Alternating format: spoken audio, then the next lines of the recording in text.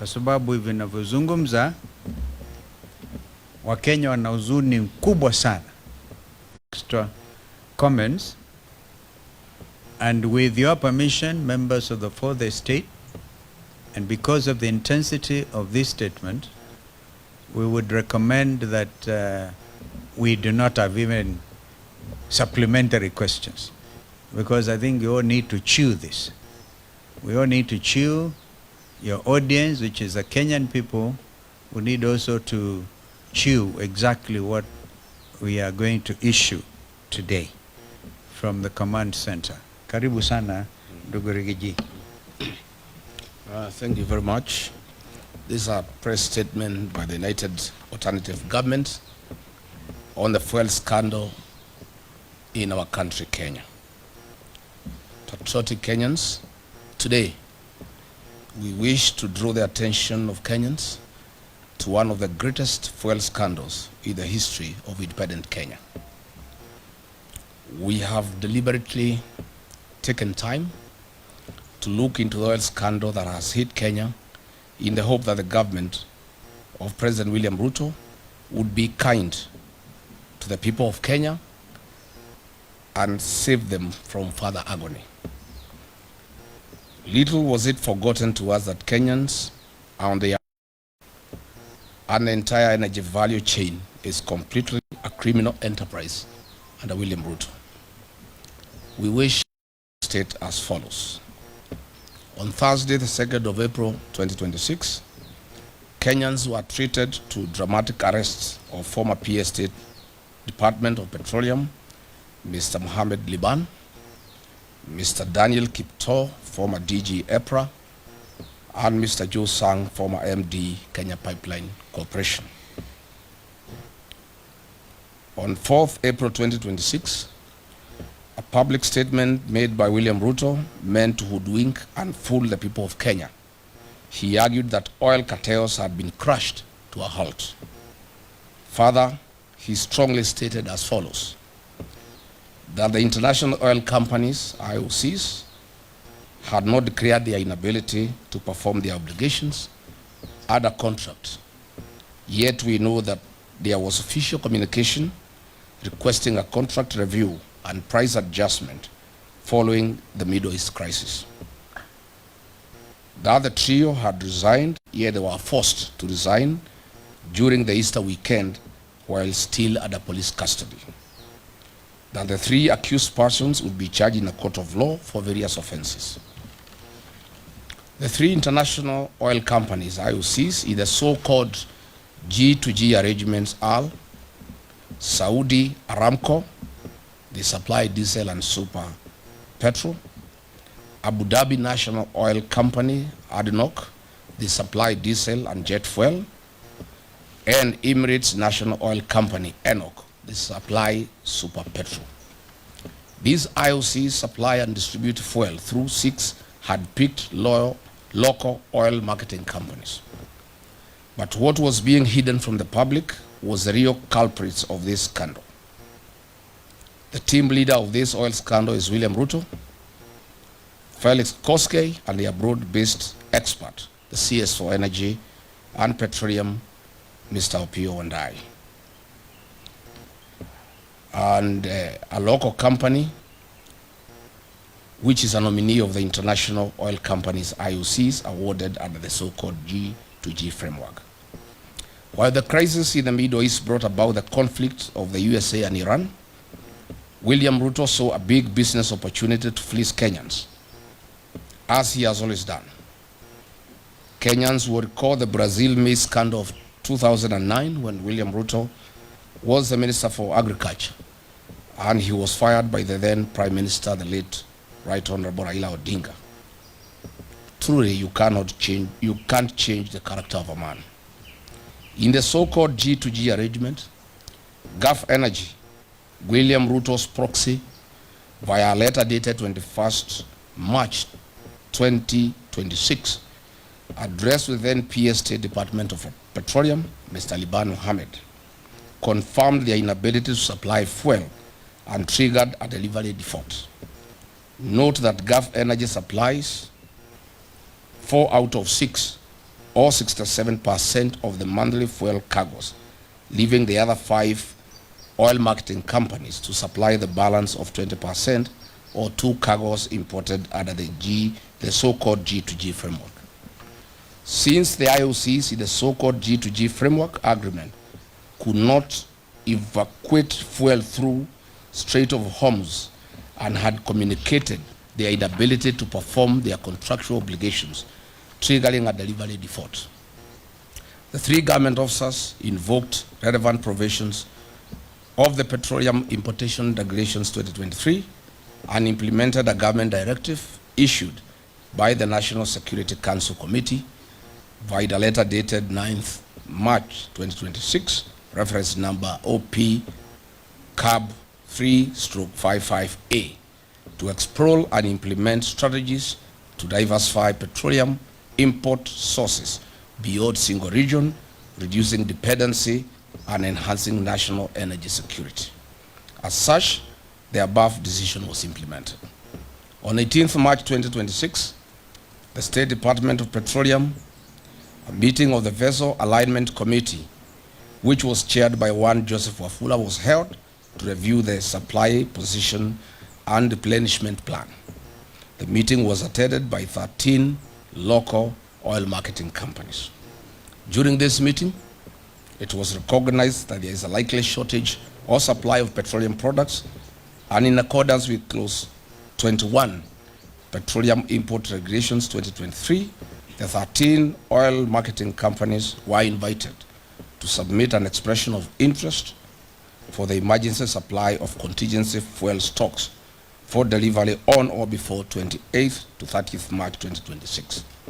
It is important to note that only 4 of the 13 oil marketing companies submitted their bids within the stipulated timeframe.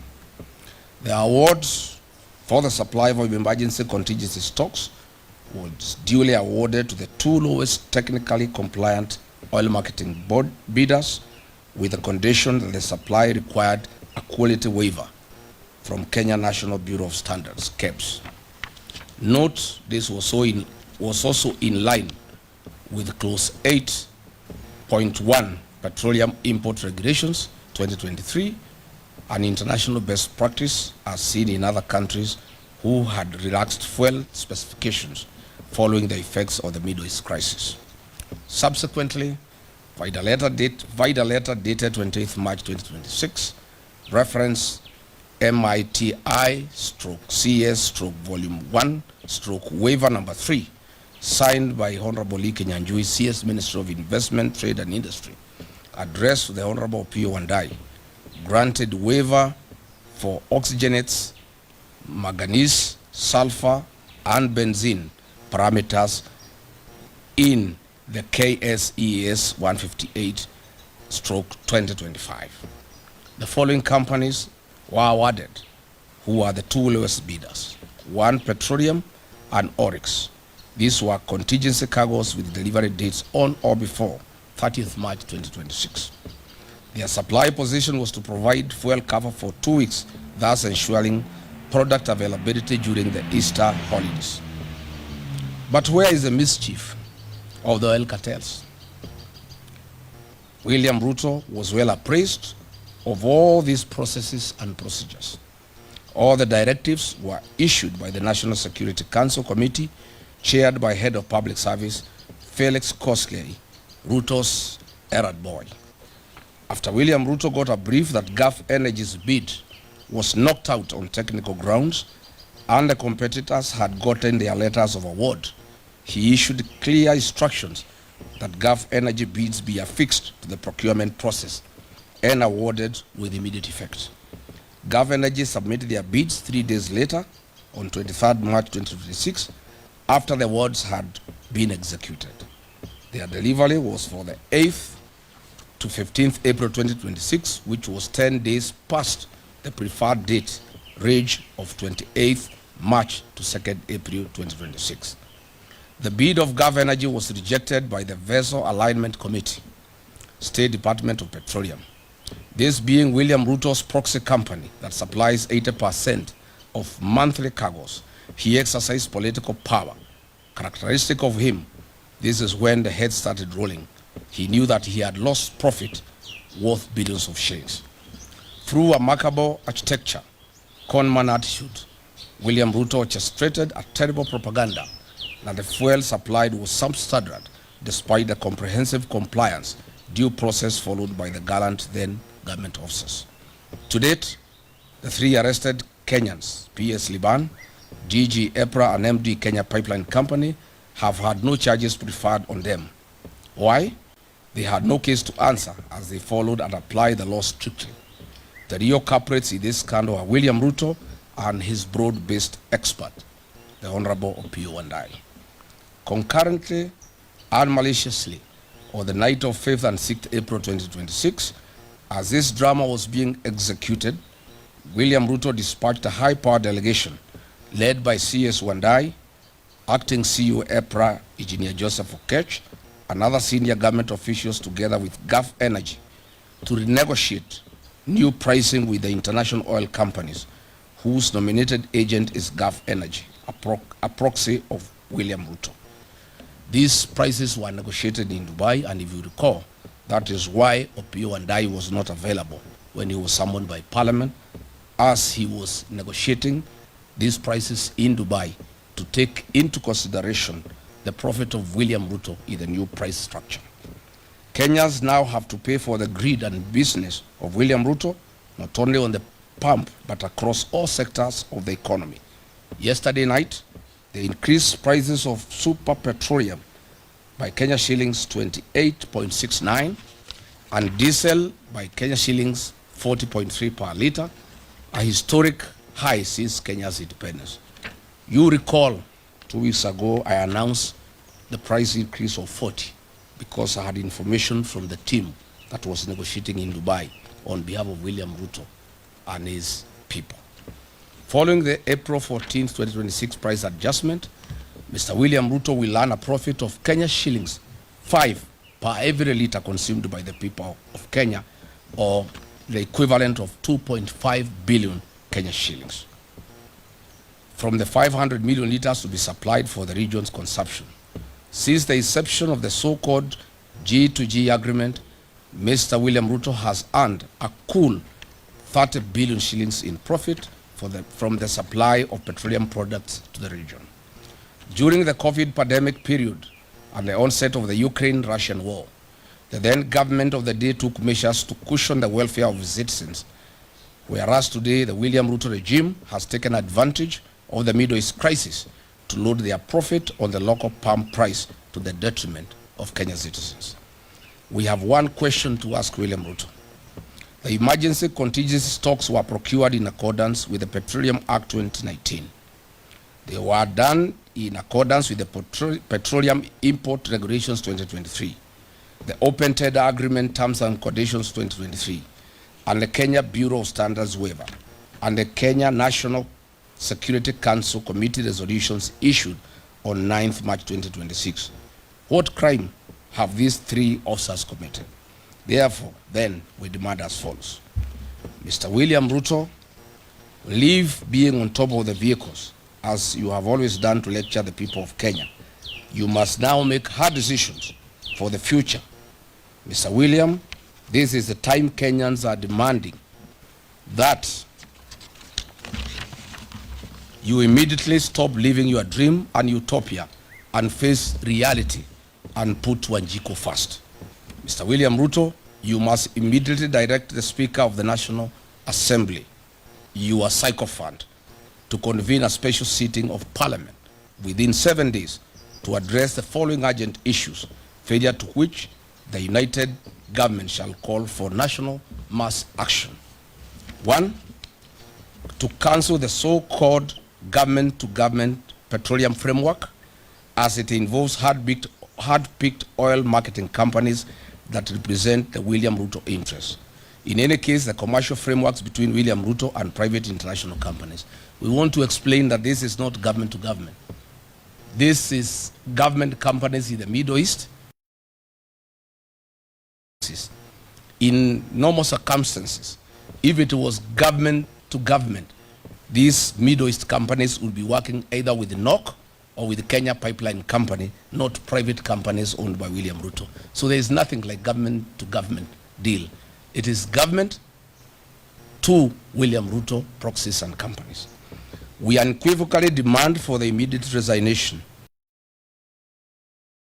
for Energy and Petroleum, Mr. Opiyo Wandayi, for the fuel scandal and lying under the oath to the National Assembly Committee.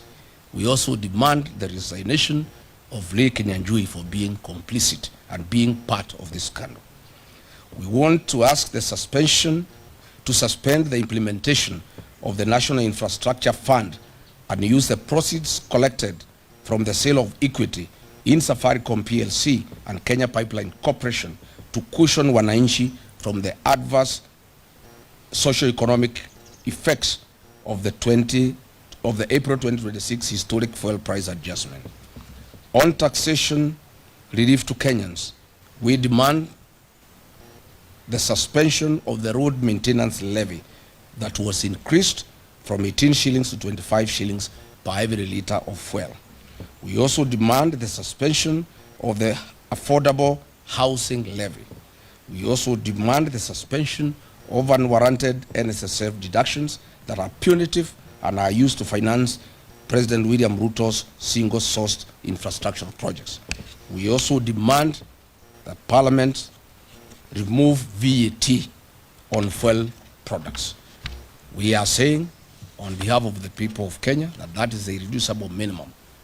And if there is no action taken on the part of William Ruto, we shall announce further measures to the people of Kenya to force William Ruto and the National Assembly to act in the best interest of the people of Kenya. Thank you. Well, there we go.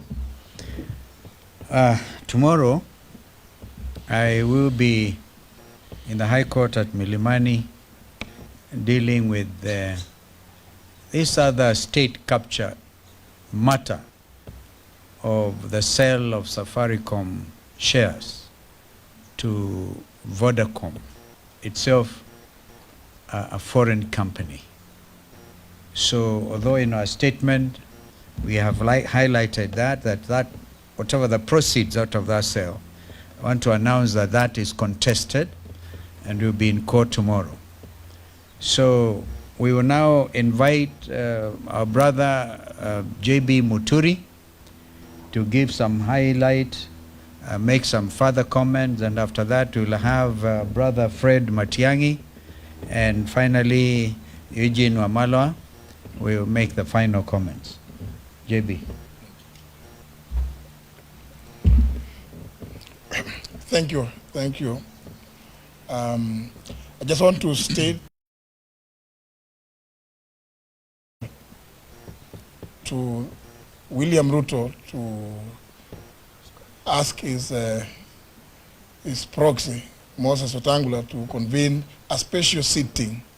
We are cognizant of the fact that the House is still sitting, but we are saying that this is the right time, if indeed William Ruto has any interest at all about the welfare of the people of Kenya, because we know the revenue and expenditure estimates, what we call the budget estimates, will be tabled before the House of Parliament not later than 30th of this month. And therefore, our call for a special sitting and for the removal of VAT and the suspension and or total exclusion of the extra 7 shillings charged on the fuel levy should be at this time and be considered during this special sitting because the ramifications of this historic and abnormal increase in the cost of fuel effected last night are enormous, and the implications will spread to all sectors of our national economy and affect the socio-economic fabric of this country. In conclusion, I just want to amplify the point raised in our statement that indeed, as Kenyans would recall, when William Ruto took over the reins of government in 2022 is when immediately after he had made several promises that we needed to address the issue of the many taxes in the fuel sector. And many Kenyans will recall that he never shied to criticize the former administration.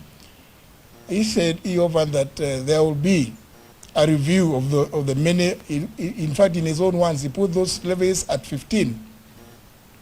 He said they're going to be reviewed. And therefore, every Kenyan felt that when he came up with the idea of a G2G arrangement, he was indeed going to address that issue of the mini taxes. The matter did come to me as Attorney General of the Republic, brought to me by the CS then, Davis Churchill, the chairman of the President's Council of Economic Advisors, David D., and one of the other advisors, Mr. Hassan Mohammed. But I just raised one question. Yes, Saudi Aramco is owned by the Saudi government. It is therefore a government company. ADNOC is owned by the Abu Dhabi government. ENOC is owned by the Emirates. So indeed, it's just an acronym. So I raise the issue. If it's going to be a government to government, what is the government on the Kenyan side? And of course, the excuses were used that, there was a pressure on the Kenyan shilling because the oil marketing companies were demanding not less than 500 million shillings every month to import fuel into the country. And that now the arrangement was that Kenya was going to be given a 6 months window before paying for the fuel that will have been delivered. But surprisingly, the government of Kenya chose not to use the government-owned National Oil Corporation, NOC, or the Kenya Pipeline Company, KPC, to represent government on the Kenyan side so that the equation makes sense when you talk about G2G. Instead, the government of Kenya purported to advise the oil importing companies, the IOCs, the three from the Middle East, to nominate locally companies that government purported to have interest in. And those companies, the three that was nominated, are the ones led by Gulf Energy, in which William Ruto controls more than 3/4 of his shares. Indeed, as Kenyans would know, this Gulf Energy is the company that bought out the British consortium that was dealing with the Turkana oil. And therefore, it is no wonder that we have never seen a reduction in the fuel prices, because William Ruto is right in the middle. On the Kenyan side, he is the G. That's why we are calling on William Ruto to now cease this arrangement. And that's why we are saying Parliament should actually be the one in the forefront to call for scrapping of this so-called G2G arrangement, so as to address the plight of the common person who is going to get the effects of this astronomical and abnormal increase in fuel prices. Thank you. Thank you. In addition to what my colleagues have said, when we were reflecting on this issue this morning, the 3 points that need to be made in addition to what we have said in the statement, the lengthy and detailed statement we have put out, is that one, a lot of information on this matter has come to us, the leaders of the opposition. This is because there are so many Kenyans out there in the public and private sector who are not just alarmed, but generally deeply frustrated by the way this administration is managing our country. I stop to ask the question all the time. In this era of information and liberal availability of information, it cannot be that the government and its leaders are doing this in the hope that the public will not know, which leads us to the conclusion that they are doing so blatantly, deliberately, and they actually don't care about the law, they don't care about the stability of the country, and they don't care about the progress of the country. Two, it's astounding the level of conflict of interest involved in this matter.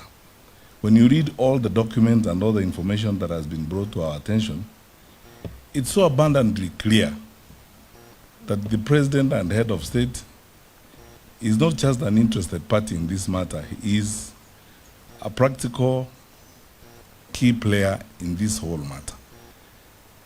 And our president is now faced with that conflict of interest where he needs to choose between being head of state and government and therefore the custodian of the welfare of the people of Kenya and the businessman and the practitioner that he is in the business environment.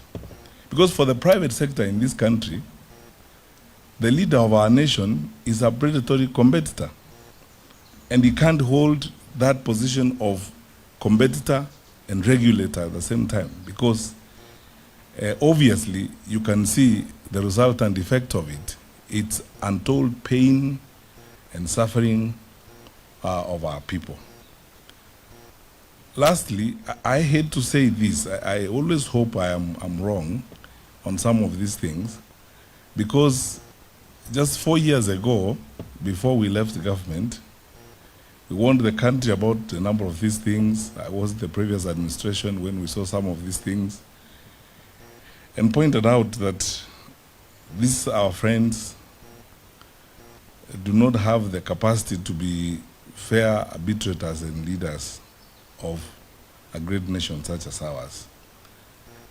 In my view, and we've discussed this matter considerably, if this issue is not dealt with, this matter of oil, I think we haven't seen the worst yet in terms of the direction our economy is going to take and some of the things that are going to happen as a result of the conduct of government business.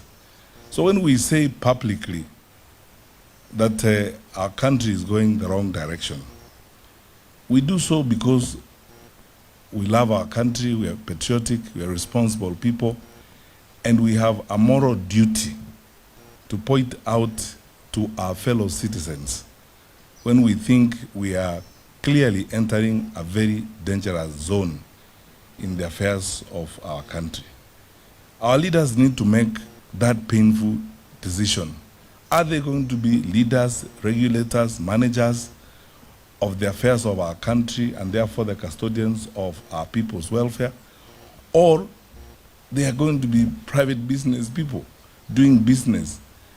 If you sat down with Kenya Private Sector Alliance, the Kenya Association of Manufacturers, and all these private sector people working in our country and investing, working very hard in our country, some of them in low tones, some of them in extreme frustrations of the things that happen, give you evidence that our country is headed the wrong direction. And we are asking these questions not because we are negative about these things, but because we are also alarmed at all these things that are available. And we want to, lastly, on behalf of my colleagues, thank the Kenyans who have given us this information. You had my three colleagues who spoke before me, Honorable Gachagua, Honorable Kalonzo Musyoka, and Honorable Muturi. All this information that we have, a lot of it every day is coming to us from Kenyans who are very concerned.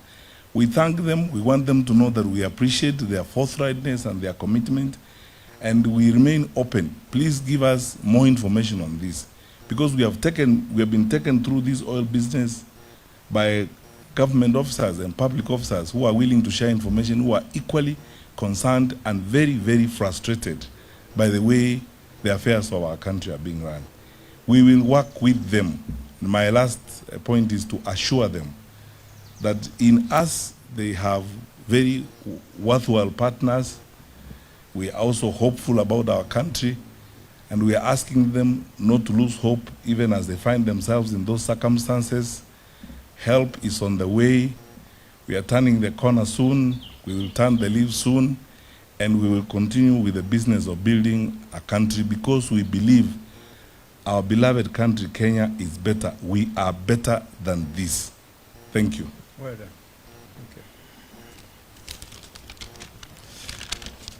Asanteni sana. Nafikiri wenzangu wameongea Kiingereza mingi, wacha njaribu lugha ya taifa.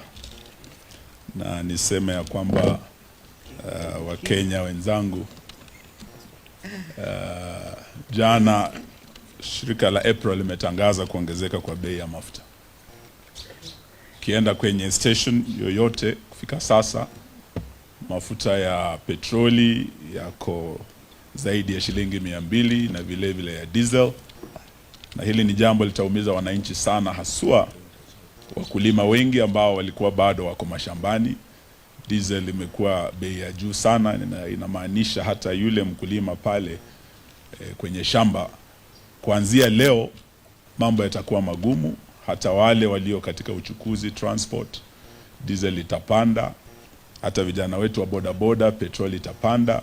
Na hiyo inamaanisha nauli itapanda kutoka kwa yule mwana bodaboda, yule matatu, ile bus, na popote unapoenda. Sasa gharama ya maisha imeongezeka kuanzia jana.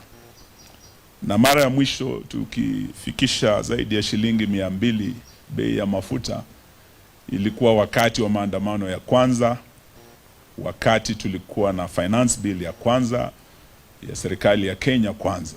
Na hiyo ndio ili double mambo ya VAT, ushuru kwa mafuta, kutoka shilingi 8 kwa lita hadi shilingi 16, 16% ya VAT on fuel every liter.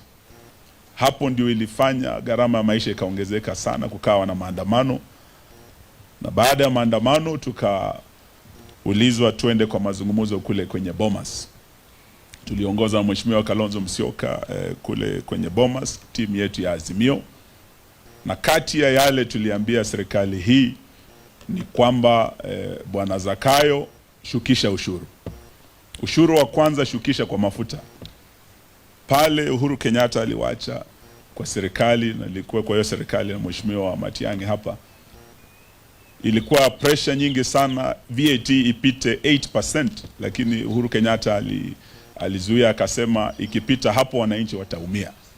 Na hiyo ndio ilifanya lita ya mafuta wakati Uhuru anaondoka, Wakenya wenzangu mtakumbuka, ilikuwa shilingi 159, 159 per liter. Lakini baada ya hiyo finance bill 2023 bei ikaongezeka, kawa na maandamano. Kwenye Bomas tulikuwa na Mheshimiwa Kalonzo, tukawa na Mheshimiwa Opiyo Wandayi na wenzetu wengine ambao tulifanya kazi nao. Leo nataka niukumbushe ndugu Wandayi ya kwamba tulitumwa Bomas ili tushukishe ushuru kwa mafuta. Kulikuwa na ushuru mara 16, different levies and taxes on fuel alone. Na hiyo ndio iliongeza gharama ya maisha. Na wakati huo tukasema hiyo VAT ishukishwe from 16% irudishwe 8%. Wenzetu wa Kenya Kwanza walikataa. Na wakati tunamaliza mazungumzo hayo, bado waliongeza tena mambo ya fuel levy kutoka shilingi 18 hadi 25. Na hiyo ndio sababu leo tumeambia Bwana Zakayo, sababu bado wako juu mtini na ushuru bado unapanda, ya kwamba aanze kwa kushukisha ule ushuru aliongeza akichukua ushukani baada ya Uhuru Kenyatta. Aanze na hiyo shilingi 7 kwa kila lita. Hiyo ikishukishwa, Wakenya wataanza kuona nafuu kidogo katika mambo ya mafuta. Pili, ushuru wa VAT kwa mafuta, huo ukiondolewa, hii bei itarudi chini ya 200. Na hiyo itasaidia kila mwananchi wa Kenya popote ulipo katika. Hiyo ndio jambo tumesema leo tukutane hapa na tuseme we must demand that this be done immediately, na bunge liwe na kikao rasmi kuzungumzia hili kama swala la dharura, sababu linaguza kila mwananchi wa taifa letu. Shida ambayo ilikuweko tena kule Bomas, kulikuwa na hii mpango wa G2G, wakati huo ndio ulikuwa unaanzishwa. Na tuliambiwa dola imekuwa mbaya, sasa lazima tufanye negotiation na wenzetu Warabuni so that we stabilize. Na hata baada hiyo vita ya Ukraine na Russia, mambo kuwa kurudi normal na vile vile dola yetu kuweza kustabilize, G2G hiyo ilitakiwa iweko hadi mwaka jana. Alafu tukasikia imekuwa extended hadi December. Sasa tuambiwa hii G2G imekuwa extended hadi September mwaka ujao. Hiyo inamaanisha ya kwamba hii bei itabaki ama itaongezeka, lakini haitaenda chini, sababu ya hii deal ambayo Kenyans are locked in, mpende msipende. Leo tumeelezwa vizuri sana kwenye statement yetu, tumeeleza wa Kenya mwenye G2G wakati wa Bomas, na nilikuwa kati ya wale tuliangalia mambo hayo, na wakati walikataa kushukisha ushuru, nilikuwa kati ya wale nilikataa kuweka sahihi mkataba huo, sababu walikuwa na uwezo wa kushukisha ushuru wakati wa finance bill ya kwanza, lakini wakaongeza hata finance bill ya 2024 ikawa mbaya zaidi. Mzigo huo ulirudi kwa mwananchi, na ndio sababu vijana wetu wa Gen Z walijitokeza kupinga finance bill 2024.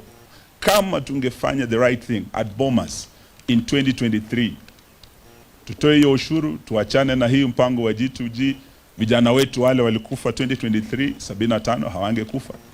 Vijana wa Gen Z waliokufa 63 2024 wakipinga ushuru huu hawangekufa. Leo tuwasema wakati umefika, Bwana Ruto, ufanye kile ambacho Wakenya wanakuomba sasa, utoe hiyo ushuru. Lakini zaidi hiyo G2G wakati wa Bomas, when we challenged it, tulisema haikuwa G2G wakati huo, and on record kule Bomas katika Hansard iliyowekwa, sababu kulikuwa na Hansard ya bunge, ya kwamba hii G2G ilikuwa government to gangsters. Upande wa Uarabuni ilikuwa ni serikali, mashirika yameambiwa na aliyekuwa Attorney General ya serikali, lakini upande wetu tukatoa mashirika ya serikali tukaweka kampuni zetu za kibinafsi, so it was government to gangsters. Na ile faida ambayo hawa wametengeza, vile Mheshimiwa Gachagua amesema hapa, it's obscene, it's immoral, ya kwamba rais wa nchi anaweza tumia shida kupata faida na kujifaidi yeye mwenyewe na wenzake, wanabiashara wenzake, na ni mabilioni ya pesa ametengeneza. Yale yanaendelea Kenya ni kama yale Shakespeare alisema, merchants of Venice, ambayo wamechukua profiteers instead of patriots who are leading our country. Wachache wanajivunia kuwa Wakenya wakitengeza pesa nyingi sana kwa kila lita ya mafuta, na Wakenya wengi wakiwemo mama mboga na bodaboda waliokuwa at the bottom of the pyramid, ambao walitakiwa waletwe up, hao ndio wanafinywa sana na wanavumilia kuwa Wakenya. Hiyo G2G tunataka tuseme ya kwamba it must be scrapped, sababu imekuwa a source of a lot of money coming into the pockets. Pesa mfukoni hii kwenda kwa mwananchi imeenda kwa Bwana Ruto na wenzake.